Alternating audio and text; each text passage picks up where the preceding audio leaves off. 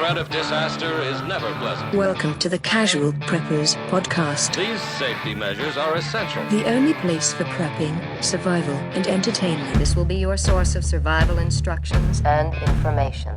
Every member of the family must be coached in the business of survival. Here are your hosts, Cam and Kobe. Man. So we're not talking about volcanoes today. We're talking about super volcanoes. Yeah. We're not talking about like Mario Brothers. No. Super Mario These Brothers. are ones you guys don't ever see. Yeah, these are biggies. So big. We're excited though. Yeah. Right? It's funny because this came up at home for some reason. We were discussing and they were like, "Do you know like there's a super volcano nearby?" And I was like, yeah. Actually, yeah. I did know a little bit There's about a that. big old super volcano. Your wife brought it up, didn't she? She did. What are we doing this for? Super volcano, not 200 miles north of us. There's no reason to even care. Yeah.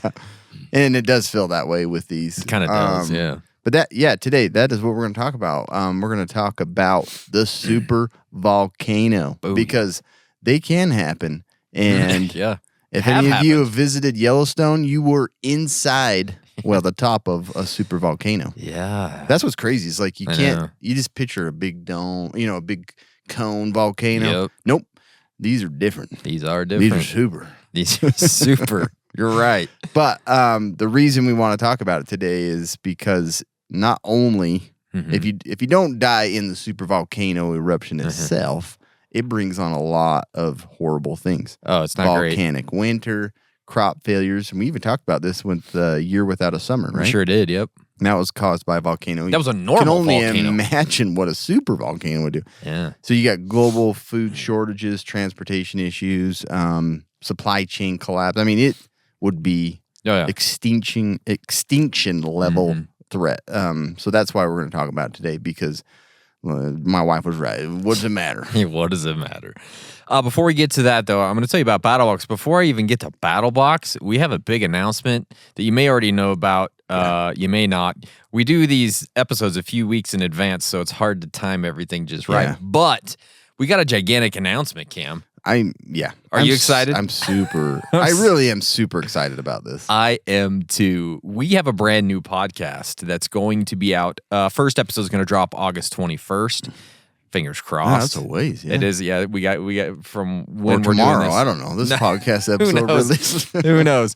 It's called Raised by VHS. Really, Cam and I have been dreaming about this podcast for about 10 years. Yeah. We've been thinking about it, talking about it, wanting to do it. It's time for us to cycle around to what we're interested in. Yeah. Just like we did with this podcast, right? Exactly. It's like we started and we're like, these are good. But then what our real interest was movies and he's not saying that we don't like casual preppers. That's not what he's saying. No, that's exactly what it sounded like though. It did, yeah. I'm just saying it took us a few to get to casual preppers. So the cycle repeats itself. The cycle does repeat itself. So Raised by VHS. You can go subscribe right now.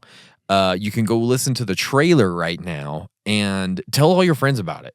Because this is going to be a blast. Really, this is just Cam and I talking about all those movies from the 80s and the 90s that we grew up on, that we have loved, we've watched a million times, and some that we've never seen even, right? For sure. Yeah. And just talking about that time period and what we experienced during, like, with what those movies shaped us into. All of my childhood imagination came from the movies I was unrestricted watching. With a bunch of movies we probably shouldn't have watched at that age. But also, like, the behind the scenes of these films, like how they were made, the crazy stuff they went through to get them made. Like, that stuff is super interesting to us. So we would love you to listen along. We don't care. We're doing it either way. We're going to do it either way. Because it's something that we want to do. Yeah, we're really excited. So Raised by VHS, you can find it on all the podcast platforms. You can find it on YouTube. And we're stoked. Sure. So go tell your friends. But before we get to the podcast, I got to tell you about BattleBox. It is the monthly subscription box full of solid gear for adventure seekers, survivalists, outdoor enthusiasts, and casual preppers. Each month, BattleBox sends you the coolest selection of hand-picked outdoor survival and everyday carry gear, all valued at far more than what you'd normally pay. You never know what's in the next box, but here's a sampling of what users received this month. The Mad Gear Contingency Planner Field Package. Yes, we love Mad Gear. It's like a sponsor fusion. I know. Yeah, they're all. It would be great if we just had to do one read for all of them, and They're we're all done. in cahoots. Yeah, they're all in cahoots. And the ThyroSafe radiation protection potassium iodide tablets. Cam just popped 3 or 4 of those before the podcast. He's feeling good. Going Going crazy. All this badassness starts at just $34.99 per month. They've shipped over 1 million boxes and won best subscription box of 2020. Our listeners get 15% off when you sign up at survive.battlebox.com/casual preppers. Get your first battle box and 15% off at survive.battlebox.com/casual preppers. Yeah, dude. That's some cool stuff lately. Great stuff. You know what else is great stuff? Talking about supervolcanoes. Because this stuff is very, very interesting, but it's also frightening. It is frightening. And I'm scared. And it kind of helps with the more common volcanoes. Sure does. know the supervolcanoes. Yeah, you got to know the supervolcano. So what is a supervolcano? It really sounds like it's a really horrible sci-fi movie. You know those really bad sci-fi movies like Super Shocks. Could have been a cooler name, but yeah, supervolcano. I don't know, big super. Yeah, super one. Technically, it's a volcano capable of erupting with at least 1,000 cubic kilometers of material. What does that mean? Okay, well, to put that in perspective, the 1980 Mount St. Helens eruption released 1 cubic kilometer. Wow. So a supervolcano is 1,000 times more powerful than that eruption. Man. Mount St. Helens. And the chaos that, like, things that happened with that. Like, I watched a thing with my son just recently about, like, the documentary on it. And I was like, I had no idea all of the stuff that came from that. Plus Bigfoot and all that. Right? We talked about that one day. Yep.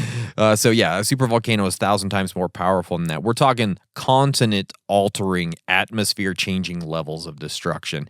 These things, like Cam mentioned, don't look like the regular, like, cone that comes out of the ground, right? They're basically, they tend to form these massive calderas. They're like a huge underground chamber, and then a lot of times it's just kind of like a little depression. Little rim. But it goes way, it's huge, right? It's huge. So think about Yellowstone, because we're going to talk about Yellowstone supervolcano. It's not like a mountain. It's basically a huge dent in the earth. You're just in it. Yeah, you're just like inside this sucker. And we're all going there and looking at buffalo. You know what I mean? It's kind of crazy. So some of the most infamous examples include Yellowstone, right? Right here in the U.S., one of the most closely monitored volcanic systems on the planet, which is kind of crazy. It's kind of crazy. Toba in Indonesia, it actually erupted 74,000 years ago. Toba, big, 74,000 years ago. Toba. It may have triggered a near extinction level event for early humans, if you didn't know. How about Tapu? How do you say that? Tapu? I don't know. In New Zealand, which has one of the most violent eruptions of the last 5,000 years. Sucker went hard, apparently. And Most then recent, Campi Flegrei in Italy. Flegrei. It's an active caldera near Naples. Flegrei. It's been showing some very unsettling signs in the past few years. So a lot of those things, I'm just saying, they're around the world. We're not just talking about Yellowstone here. There's a whole bunch of them that you could keep your eye on while you're hanging out, doing your thing on the socials. Keep an eye on all of them. Yeah, keep an eye on them. But a true super eruption wouldn't just, like, if Yellowstone erupted, it wouldn't be like, well, can't come to the park this weekend. Yeah. No. It was going to be, it's a huge the Western deal. states are probably going to be gone. Yes. It could block out the sun. It could disrupt the climate. It could cause a volcanic winter. We're going to talk about that. And so, I mean, really, that's like plunging global temperatures, failed harvests, mass starvation, dogs and cats living together, mass hysteria, all that kind of stuff. The U.S. Geological Survey and NASA both monitor these sites constantly. Yeah. And they've even looked into ways to prevent an eruption. Some of those are bonkers. But they are kind of bonkers. I didn't know that they actually looked into that. The bottom line is, like, supervolcanoes are real. They're rare, but they are a real thing. When they go off, it's like world altering. So, ruins the surface. Yeah, it's not good. It's crazy. It's not good. So, I mean, what's most important is how real. Yeah. How possible is this to actually happen? Super volcanic eruptions, they're very rare, obviously. Events on human time scale, only about a dozen have occurred in the last 2.6 million years. That's a lot of years. You ain't living that long. But a dozen times, though. Yeah. It's happened. Yeah. Right? Things have been calm for too long, right? They have. So who knows? Yeah. The Earth has experienced numerous super eruptions throughout its history, like you were talking about. So let's talk about Yellowstone specifically, because obviously we all live closest to this. Not all of us. Well, you and me do. The majority of our listeners live, sure, like in the United States, right? Yes, because we have Australian and UK listeners too. Say, yeah, what's thank up, you, everybody. Thank you for listening. Canadian listeners, worry about your own. Yeah, you got your own supervolcano. There's one over there in Italy that's close enough. Yeah. That's the one. That's the one, and I'll talk about that one. Okay. Too. So for Yellowstone, the yearly probability of another caldera-forming super eruption is approximately 1 in 730,000, or 0.00014%. So okay, pretty low percentage. That's also the same as me making money in the stock market. Yep, same, exactly. 1 in 730,000 chance. Wherever I move, go with what I had. Yeah, go with what I had before. Because that's how it's been working out lately. And this number is based on averaging the interval between its 3 past major eruptions: 2.8 million, 1.3 million, 640,000. Yeah, you but take your calculator, figure it out. 640,000 years ago, though, that number is interesting. Yeah, right? That one is interesting. Yes. But scientists emphasize that averaging the 2 intervals isn't enough to make a definitive judgment. It's like, we don't know. We're just doing math. This is what I'm paid to do. Yeah. Your government dollar. It's just your math. tax dollars for me to sit and calculate this. And like you said, the USGS states that there's no evidence of an imminent catastrophic eruption at Yellowstone, imminent one. So even if Yellowstone were to erupt, the most likely scenario would be a much smaller, non-explosive lava flow. So it's like, if it's going to release anything, it's probably just going to spew out a little bit somewhere. Interesting. Instead of just erupt and blow up the whole side of the like Taco Bell United level. States. Yeah, exactly. Blow out. Yeah. It could happen, but it's much less likely to happen, even if it does happen. Makes sense. Key factor is that the magma chamber beneath Yellowstone's only 5 to 15% molten. Some suggest 16 to 20%. I know these numbers don't matter, but it's mostly solid. And so they're like, it needs to be about 35 to 50% to actually create a super eruption. So they're like, it's probably less. There's less flow down there than you think. Liquid hot magma. Not flowing as good down there.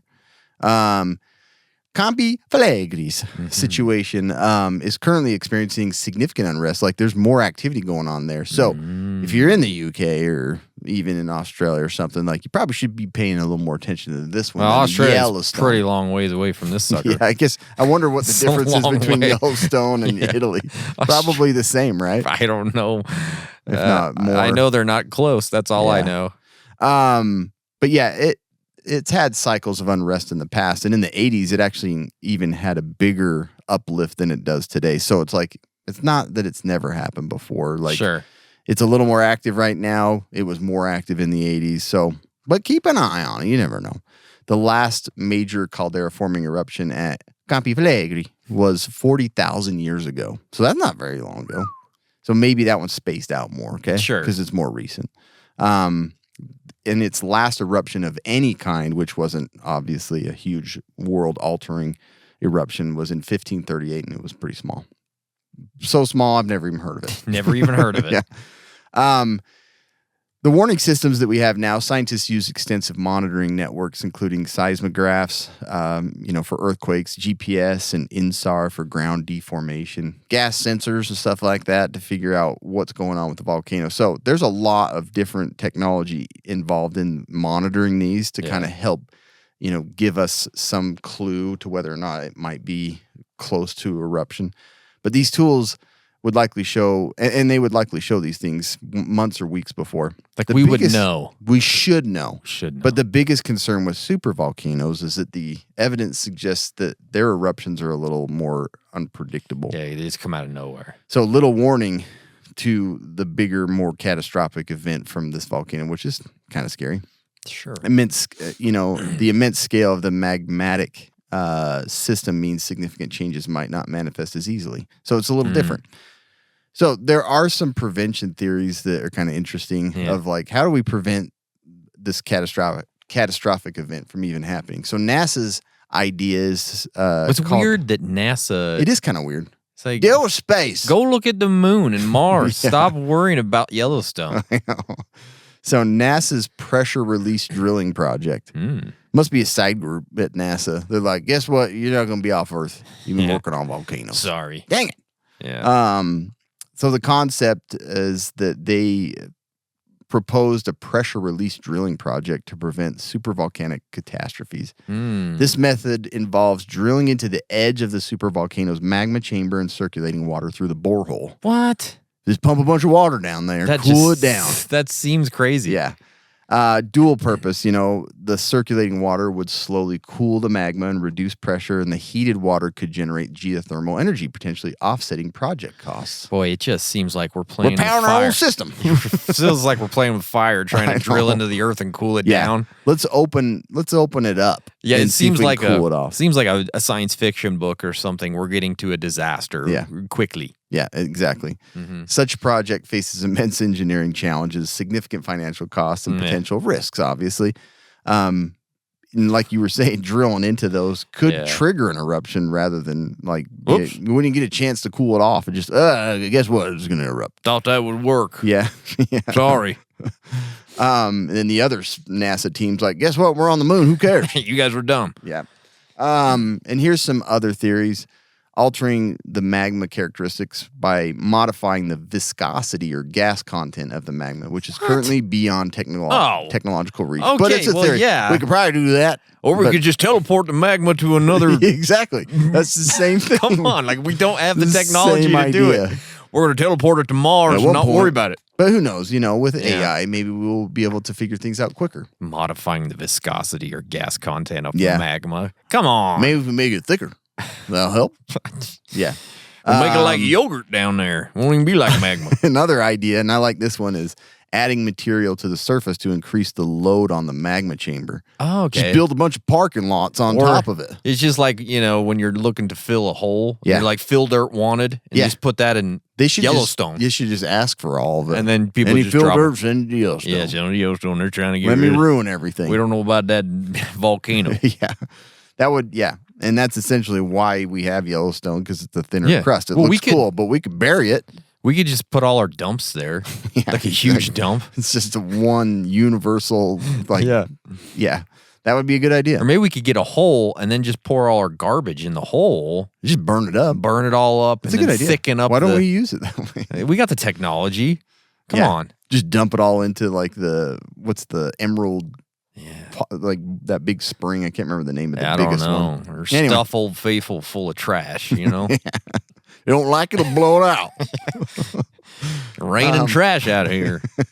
And then controlled venting, attempting to create smaller controlled eruptions to release the pressure gradually. It's kind of like the bore drilling, but you're not really pumping water in it. You're just letting a little lava out. Yeah, like pushing the stem down on your, on your tire. Yeah, a little too much. That's right. I don't know. Maybe they could just open it up and pour a bunch of Malox or Pepto or something down there. Sure, yeah. Settle it down. Settle down them bubble guts in the earth. That's interesting stuff. Yeah. So they have thought of ways that it's beyond our technological, advancement, but what if? What if we could turn all the magma into, ice cream? We don't have the technology, but think about it. Yeah. I'm going to write a paper for the next 6 months. Why don't we dump all our dry ice down there? Seems weird. Just saying. So what would a huge eruption like this look like? You know what I mean? So think about it. The big one hits. Yellowstone just blows its hole. Its entire load is just gone. Just, you know what I mean? What would this look like?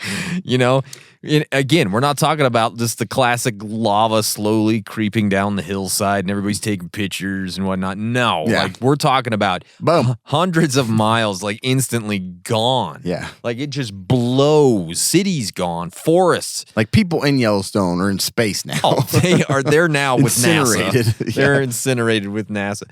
Forests are vaporized, infrastructure turned to rubble, and that's really just the beginning, because the next phase of it is probably even worse, and that's the ashfall.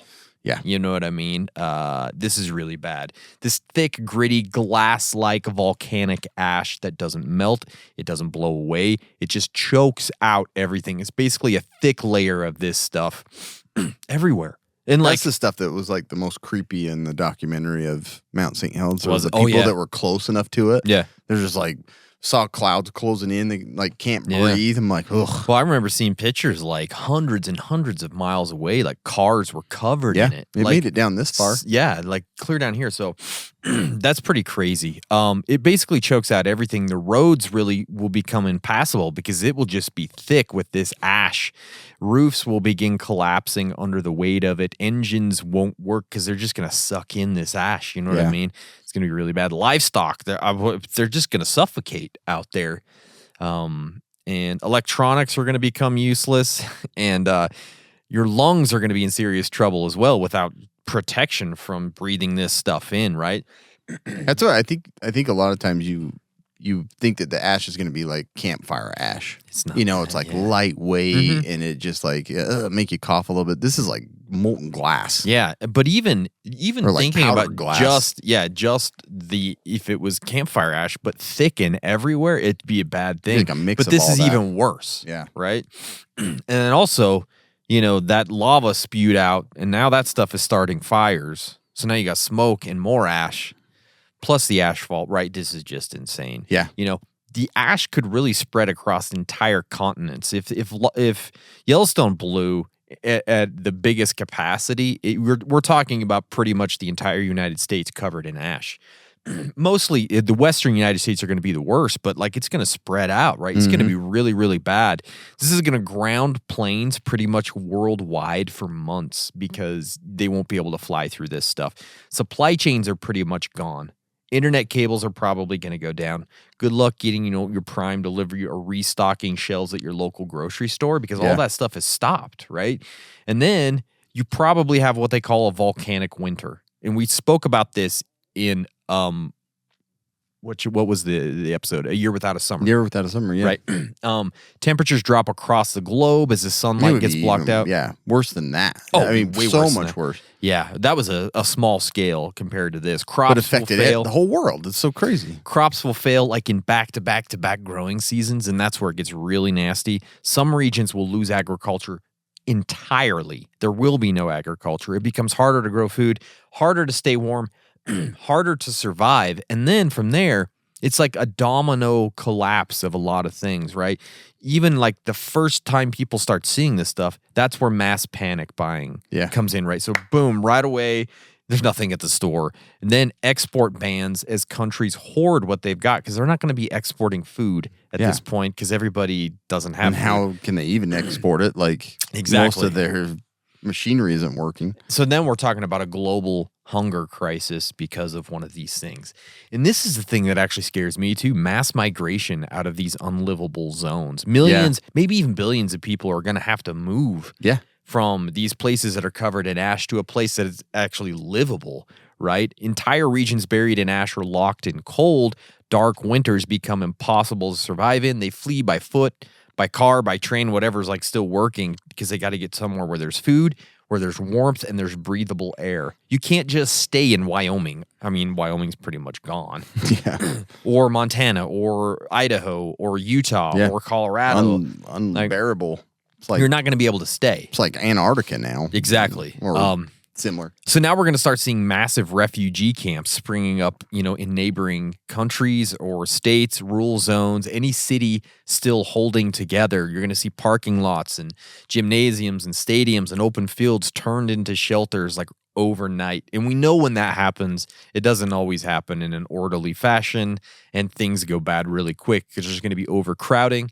There's going to be really poor sanitation at all these places because they're not ready. Diseases everywhere. Yeah, limited supplies, and they're going to spark disease outbreaks and violence. So again, that one thing that happens. Yeah, exactly. Governments and aid groups are going to struggle to keep order, obviously. And then a lot of these camps are going to fall under like this local kind of warlord style control because somebody's going to have to take control. And now you got some idiot from the HOA thinking he's, the warlord of the area. Things are bad. So you're going to have tensions rising fast. You're not going to want more people coming into your area because you guys are barely making it. Yeah. You know what I mean? Like any food you can grow is like, or have, you can't share with all those people. It's really bad. Then, we have riots, we have rations, and then probably martial law. Yeah. Because how are they going to keep order? Absolutely. There's no way to keep order, right? Yeah. And so, again, this isn't just like this weekend power outage. We're talking years of chaos, possibly decades before like a real recovery begins here. And in the worst case scenario, they're doing some work out here. It's really loud. Is that society doesn't just struggle, it becomes something else entirely, probably a permanent collapse in a completely different way of living. So that's, a supervolcano. That And is the worst thing super is problem. we can't really do anything about it. No. None of this other crap No. matters. Yeah. You know what I mean? Like we can't do anything. Yeah, this one is a freaking It mess. is what it is. But I have to tell you about Element, Cameron, because if you didn't know, electrolyte deficiency or imbalances can cause headaches, cramps, fatigue, weakness. As people want to be prepared and ready for anything, the last thing you need is something that will slow you down when you need to be ready the most. That's why we at Casual Preppers have teamed up with Element. It is a tasty electrolyte drink mix with everything you need and nothing that you don't. We think Element is perfect for bug-out bags and EDC kits because it contains a science-backed electrolyte ratio, 1,000 milligrams of sodium, 200 milligrams of potassium, and 60 milligrams of magnesium. Casual Preppers listeners can get a free Element sample pack of the most popular drink flavors when you make any purchase through our exclusive link. But you have to go to our link. That's the only place you're going to get it. That is drinkelement.com/casualpreppers to get your order and your free sample pack. drinklmnt.com/casualpreppers. Please go get it. Please go get it. It's good stuff. It really is. So, yes, this is a complicated mess, and it's hard to really come up with a good prepper response plan. But Yes. preparing for a volcanic eruption, especially one that could involve significant ash fall, it focuses on, there's two main goals, right? Yeah. Shelter in place and evacuation. That's one of the two. And your gear should support both possibilities. That's what we do as preppers. Yeah. Got to have plan A and plan B. The primary threats from the eruption, besides all the stuff that, like you're talking about, the lava, pyroclastic flows, and things like that, are that volcanic ash and toxic gases. So here's some of the best gear or best like preparations for this type of scenario. Obviously, you need to have a go bag. Your bug out bag is going to be really important because, like we were saying, you should have some prediction of this going to erupt, but you may not, and you just need to get as far away from all of this ash fall. Yeah, it's going to be bad. It's going to be bad. So, always water's the top of your list because it's going to be contaminated with all the ash and things like that. So you need to have stored water. But in this case, for your bug out bag, you need a gallon per person per day for drinking and basic hygiene. So you need to figure out how to do that. Plus having those filters, which will probably clog up twice as fast with ash getting in the rivers and the streams and ponds and stuff like that. So consider carrying multiple ways to filter. Or if you're going to filter the water, use like a big piece of cloth to filter out the heavy content and then filter it. You're definitely going to have to pre-filter. And then your food, non-perishable, easy to prepare food, 3 to 5 days per person. This is for your bug out plan again. And then obviously you're going to be passing through this contaminated atmosphere with ash and gases. So you really want at least an N95 to filter out the volcanic ash particles, the big nasty crap. Yep. Alternative, if N95s are unavailable, damp cloth, a damp cloth. Yes, damp cloth. Making sure my wife heard what I said there. A damp cloth. Yeah. Surgical masks. Anything to filter out the debris, even your shirt, something like that. If you don't have an N95. Parcel safety, man. I can't recommend them enough. We've had some of their masks. I've used them to crawl up in crawl space, and it works super well with fiberglass and that insulation. These would be great because you can change the filters out. So if you have multiple filters and you're protecting your face, seems overkill, but not for this kind of scenario. Yeah. And you'd also get the eye protection, right? In one mask. Doesn't hurt. But alternatives, you also want like goggles or something to protect your eyes that seal around your eyes so you don't get the ash in there because that stuff burns, man. Yeah, I haven't had volcanic ash in my eyes, but I can imagine it stings pretty bad. And then first aid kits. You're going to be traveling across terrain. Who knows what you're going to be dealing with. So having a first aid kit. Same common stuff that we always talk about. And then your medications. Now, lighting is going to be even more important to talk about for this scenario because, one, you've got you've got all the ash that's going to be blocking out the sun. So all of your solar stuff is probably going to be super inefficient. Yeah, if it works at all. That's going to be a hard deal. And everything's going to be so dark. I know. Right? And it's like, so batteries are super important. It's like you're kind of going back to some older tech here. Headlamps, obviously, so your hands are free. Having those charge, having a way to hand charge them, like a crank, like a little crank battery system that allows you to recharge them, or it's already built into the light itself. Right. And this is where chem lights would be really nice. Yeah. Because you just crack them, they're ready to go. Yeah, or like the oil lamps, right? And the oil lamps and candles. Yeah, all that stuff. So ways to kind of keep, I mean, you got to look at some different ways of lighting, because almost always we have solar stuff now, and it's like more technology. The older stuff's going to work better. Communications. You want to know what's going on. I mean, you should hopefully be getting, for whatever's left, you should be getting radio and information about the weather and what's going on and how far this ash is extending, maybe where it's flowing to. Like if it's the wind's carrying it one way, you may want to be traveling in an opposite direction. Make sure you have a way to charge the cell phone if a lot of towers are going to be down, but still your like first go to, and then after that you've got two-way radios. And it really depends, like where you're at. If you might be coordinating on the East Coast, exactly. So like get further away or take on people or family. And then personal hygiene, like you're saying, you don't know where you're going to end up. No. You may end up in the stadium in New Orleans or something, trying to find food and shelter and happen to deal with other disgusting people. Also, having change of clothes, we always talk about this, super important. Long sleeve shirts, long pants. It's probably good to have that stuff in there. Yes, we talk about building your bug out bag based on season, but if you live near a volcano, hopefully you're carrying something that's light and breathable, but also covers your skin. And hopefully you have some time. There's a lot of different things there. Yeah. You don't have to have, a snowmobile suit on. And then warm blankets, sleeping bag, cash on hand, and a multi-tool, whistle, because you can't see anything if you can't signal with lighting. I mean, I've heard in these events, like, you can't see like a foot or more. Jeez, so it's like the only thing you might be able to coordinate with a group is by whistling or using a whistle. Jeez Louise. Home preparedness is also important to talk about. Having an ability to seal your home off from all that nasty ash, trying to keep things as clean as possible indoors for you to breathe. It's really similar to like a pandemic situation. It is, or a fallout chemical situation. attack or fallout. Yeah. So having duct tape, plastic sheeting, and tarps to block everything off, damp towels to kind of collect some of that and clean things up. Turn off your HVAC system. Yeah. Like, don't let that run because it's pulling air from the outside and drawing it inwards. So you'd want to turn that off, which is going to be degrees. Super horrible. Yeah. And then or cold. Another rare thing to kind of consider during this is having like snow removal tools to pull that ash off from your roof. So you're probably going to have to keep that off from vehicles and sheds and your roof in certain areas, or it'll collapse. It's super heavy. That stuff's going to be heavy, and the thicker it is, the worse it's going to be. And if you don't keep on top of it, you're probably going to lose your roof. Those people have flat roofs and stuff like that. Bad deal. Yeah, exactly. It's not going to be good.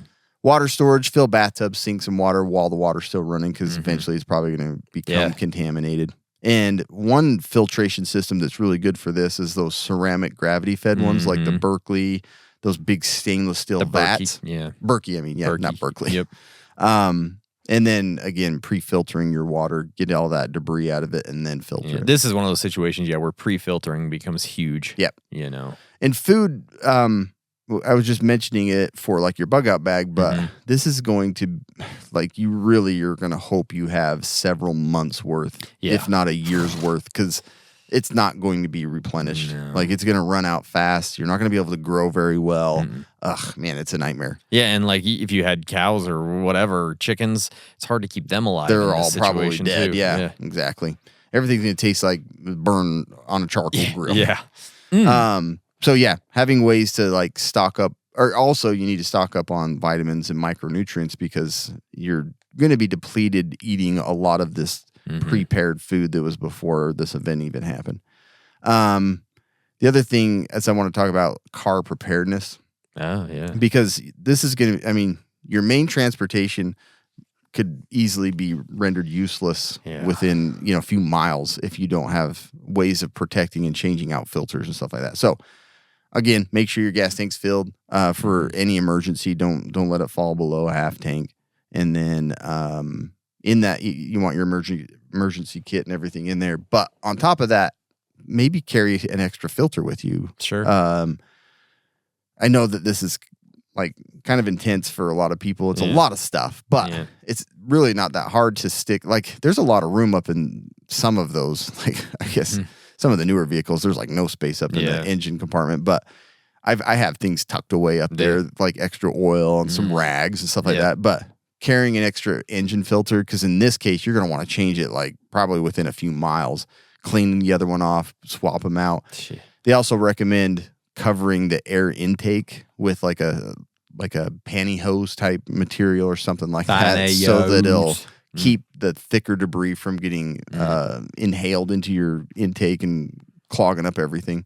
And that's kind of that temporary air intake filtration. Some panties would work. Exactly. The other thing I thought was interesting reading about it is a lot of people, and you see in the movies, they're driving through all that ash and they got their windshield wipers going like crazy. They say like it's not light like that, and so like your windshield wipers will just catch it and it scratches to where you can barely see out of your windshield. So you have to like don't use your windshield wipers when that stuff's falling. You have to keep it wet. Like either just be pumping out your windshield wiper fluid or pouring water on it. Because if you just wipe the dry stuff, it just scratches it all up. Because it's more glass-like. I was like, that's interesting. I didn't know that. Other specific things, obviously you got to have an evacuation plan and with your family. Not specific, you don't have to be specific about a volcanic one, but a bug out plan is got to be in place and understood by your family very well. And then staying informed, keeping tabs on this, double checking your information, making sure that you understand if there is a volcano emergency. If you live in one of those areas, if you're in Seattle, obviously you're going to keep an eye on this. That's the other thing is like it could trigger multiple, volcanoes to go off, which is pretty terrible. Oh man, whole ring of fire is going to fire. And then, pets and livestock, make sure that they're considered in your plan. Again, we don't mention that enough. Food, water, shelter. Bring them inside. You got cows and goats and chickens. Bring them in the garage.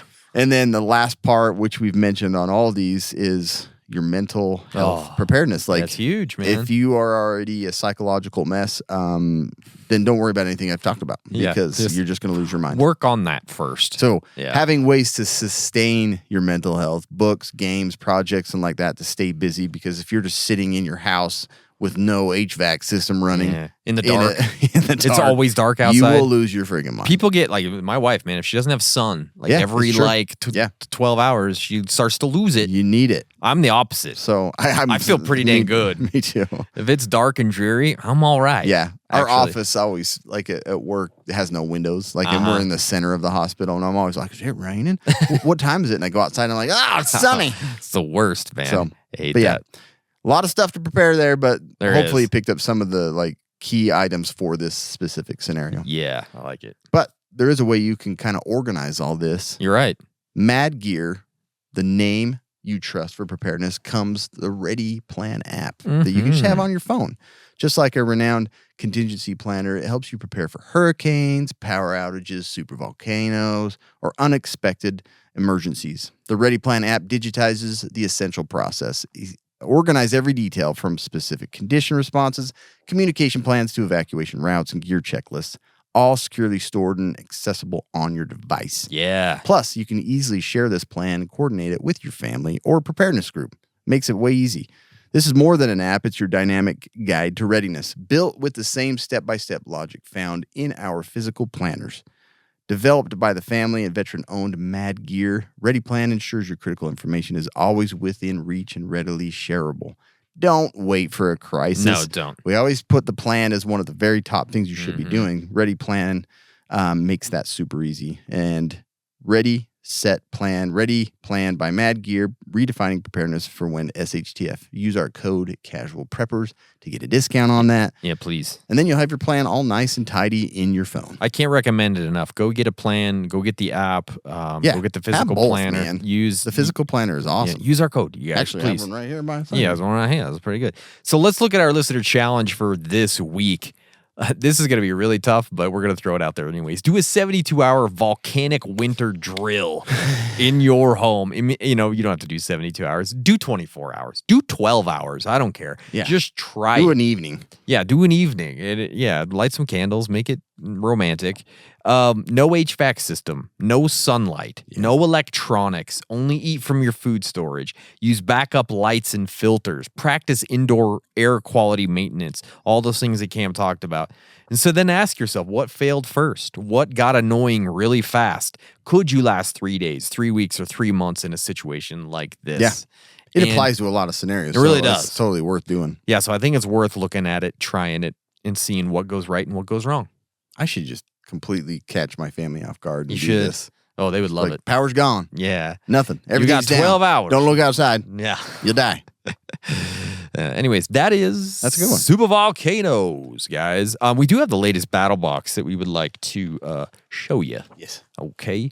And this is mission 125. The first item in the basic box is the Dark Energy C2C charging cable. These are fantastic, man. You can't have enough of these. And I put this one actually in my EDC bag.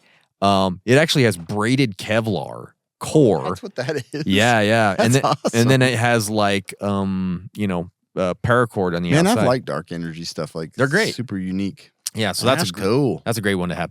Then we have the ThyroSafe potassium iodide tablets.